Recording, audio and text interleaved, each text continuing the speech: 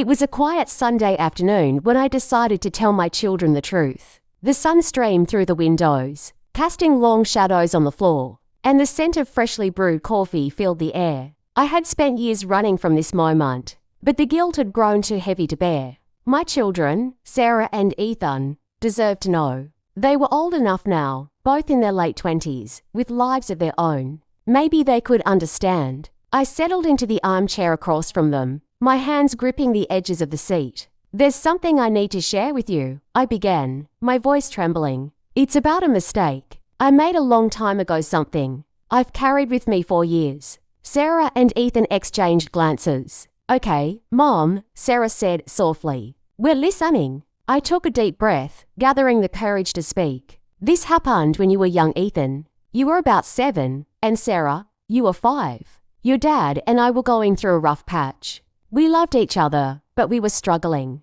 He was working long hours, and I was home with you too, feeling isolated and unseen." The memory flooded back, vivid and painful. "At the time, I became close to someone I worked with. His name was Mark. He was kind, attentive, and he noticed things about me that I felt your father had stopped seeing. It started innocently enough, just conversations over coffee during lunch breaks. But those conversations turned into something more." Sarah's face was unreadable, but Ethan leaned forward, his brows furrowed. "Are you saying you cheated on Dad?" he asked bluntly. I nodded, my throat tight. "Yes, Ethan, I did. It wasn't physical at first, it was emotional. But eventually, it crossed that line." There was a long silence. I could feel the weight of their judgment, their confusion. I pressed on, needing them to understand the context, if not forgive me. "I'm not telling you this to excuse what I did. There's no excuse for betraying your father's trust.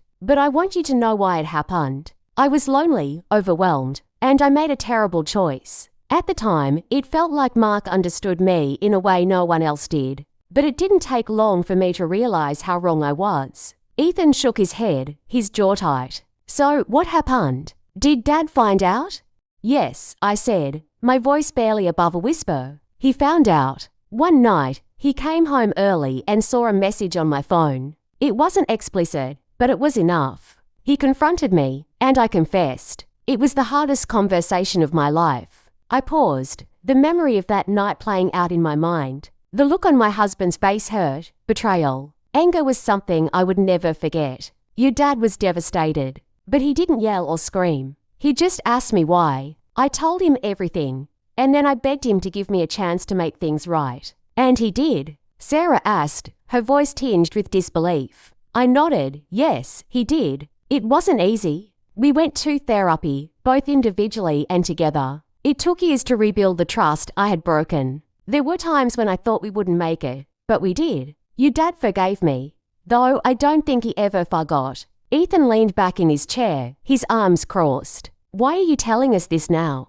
"Because you're adults now," I said. "And because I've seen how much pressure you both put on yourselves to have perfect relationships. I wanted you to know that perfection isn't real. Your dad and I had our flaws, but we worked through them. I also wanted to own up to my mistake. I didn't want you to ever find out from someone else." Sarah's eyes were glistening with tears. "I don't know what to say," she admitted. "You don't have to say anything," I replied. "I just needed to be honest with you. I've carried this secret for so long, and it's weighed on me. I hope that by sharing it, we can move forward together." The room was quiet again, the weight of my confession settling over us. Finally, Ethan spoke. "I need some time to process this, Mum." "I understand," I said. "Take all the time you need. I just hope you know how much I love you both, and how much I regret the pain I caused." Sarah reached out and took my hand. "Thank you for telling us," she said. "It must have been hard." "It was," I admitted.